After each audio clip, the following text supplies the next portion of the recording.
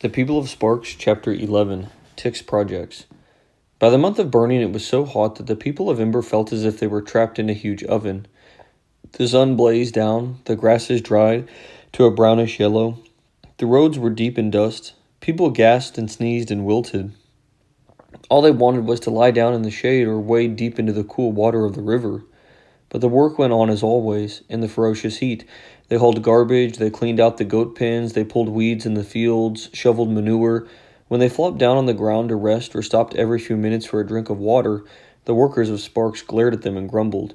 They suspected them of being lazy, and that made the people of Ember angry. Resentment increased on both sides until a little incident could flare up into a fight. At the Pioneer Hotel, the mood grew more and more grim. At first it had been rather fun to live there, especially for the smaller children, who explored the hidden corners of the huge old building, held races in the long corridors, and played colossal games of hide-and-seek. Lizzie Biscoe liked going into the ladies' room on the ground floor, where there was still a large fragment of a mirror attached to the wall. She could see almost her entire self in it, which pleased her on the days when she had just washed her hair in the river or found a bit of colored cloth to use as a ribbon. But for the older people, the Pioneer Hotel quickly stopped feeling like a fine adventure. They didn't like sleeping on piles of pine needles and dry grasses wrapped in bedspreads. It annoyed them to have to go to the river for water and have no indoor bathrooms, only outhouses full of bad smells and spiders. They worried that the candles might set things on fire, and they wanted real windows with glass to keep the bugs out. Almost 2 months had passed since they'd arrived in Sparks. In about 4 months, they would have to leave. If they didn't like living in the hotel, they knew they'd like even less to start from nothing somewhere out in the wilderness. They imagined sleeping with no roof over their heads, having no protection at all from the sun or the bugs, and scratching through the grass for something to eat. No one liked the prospect. In the dim hallways, in the roofless, ruined lobby, and in the dusty ballroom, people gathered in little clusters and spoke to each other in worried tones, and sometimes their worry turned to anger and fear. One person, however, did not stand around talking. That was Tick Hassler. When he saw a problem, he did something about it. He'd become a sort of leader around the Pioneer Hotel, just by the force of his personality. He started what he called the Pioneer Hotel Rehabilitation Project. He explained his ideas to anyone who would listen, and the way that he explained them made them seem instantly exciting and fun. "Here's what we'll do," he said, the night that he announced the first project. It was late evening of a very hot day, nearly dark, and a few people were still sitting out on the steps of the hotel, hoping for a cool breeze. Tick never seemed much affected by the heat. Everyone else was disheveled and sweaty by the end of the day, but Tick always managed to look neater. His hair combed so flat it looked almost polished. His bare arms and smooth legs were brown, and his clothes, a plain black t-shirt and black shorts, never torn or stained. He wore sunglasses almost all the time, and they gave him a commanding and slightly mysterious look. Doom was there the night that Tick announced his first project. It was a relief after a hard day to be part of a group of people who were easy with each other, a group with a common purpose. Several of Doom's classmates from the Ember School were part of the boys who had been cart pullers with Tick, and quite a few others. There were some girls, too. Lizzie was always somewhere around Tick, listening eagerly as he talked or trotting off on an errand of some sort for him. She had stopped wearing the black scarf that signified her mourning for Looper. "I've been sad long enough," she told Doom. "Besides, Tick doesn't think that black looks good on me." Now she wore her sunglasses all the time. "What we're going to do," said Tick, sitting on the low wall that bordered the steps, leaning forward with his elbows on his knees and speaking in a way that made you feel his words were meant just for you, "is get ourselves organized. There's a lot of needs to be done around here." People nodded. "The first thing we need," Tick went on, "is a gathering place like the gathering hall back in Ember. And what's the perfect spot for it?" He held out his hands, palms facing the sky, waiting for an answer. No one spoke. "This field, of course." He swept an arm out, taking in the whole of the big field in front of the hotel, with its rough, weedy ground, scrawny trees, and chunks of concrete and other rubble. "We're going to clear it out. We're going to make it into a grand plaza, better than the one in the village. We can have meetings here, with our leader speaking to us from these steps." "We don't have a leader," someone said. "But we will someday, once we decide who's best for the job," Tick said. "I'm going to start on it tomorrow. Who wants to work with me?"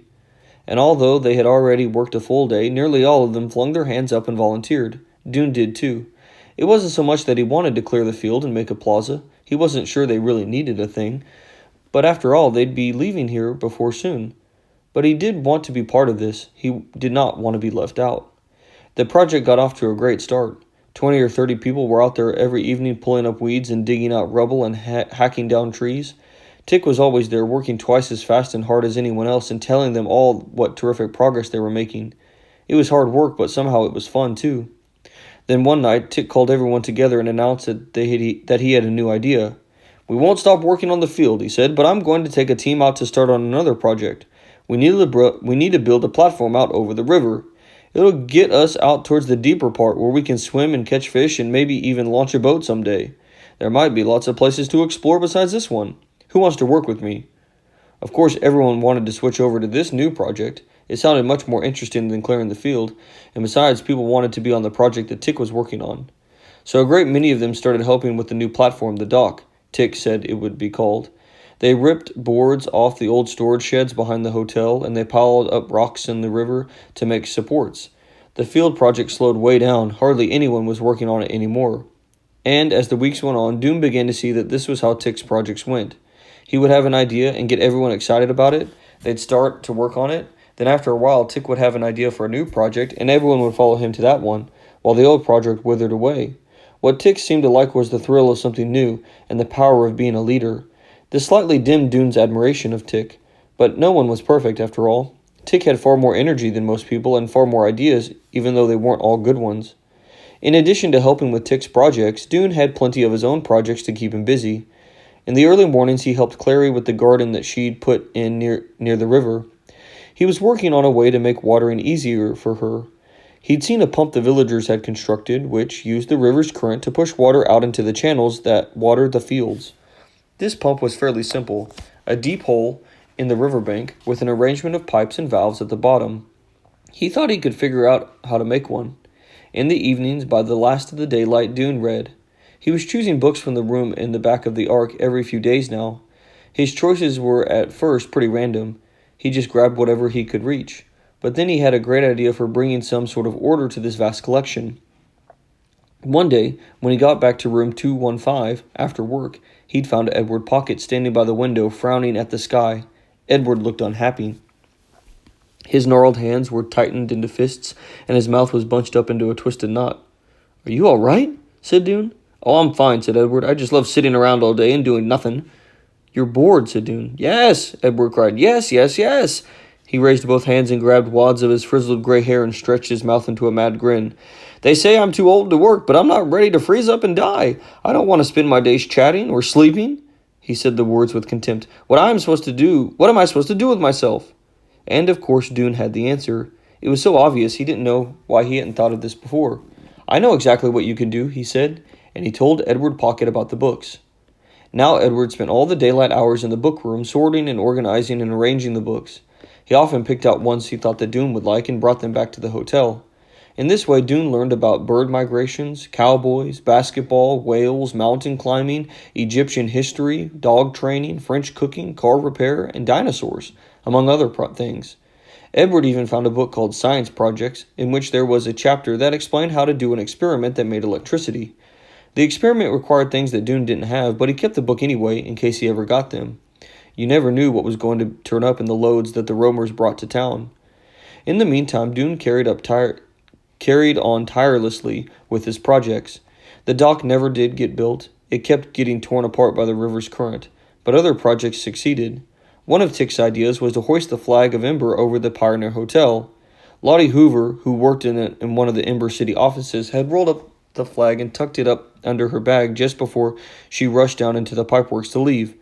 Doone didn't really see the point of flying Ember's flag over the hotel. Everyone knew that it was the people of Ember who lived there, but he helped with the project sawing the limbs off a tall, thin tree to make a flagpole. Soon the flag of the city of Ember, deep blue with a yellow grid, flapped over the Pioneer. "Beautiful," said Tick, gazing up at it. He turned to the people gathered around him. "We have to show them," he said, "that we're proud of being the people of Ember.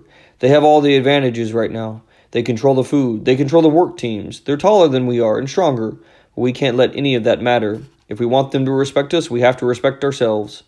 Several days later, as Doone was walking through the plaza, he noticed that a flag was also flying from the tower of the town hall. It was black with a spray of orange dots rising from the corner. Sparks, Dune thought. He wondered if they'd had this flag all along, or if someone had made it and put it up after seeing the one at the Pioneer Hotel.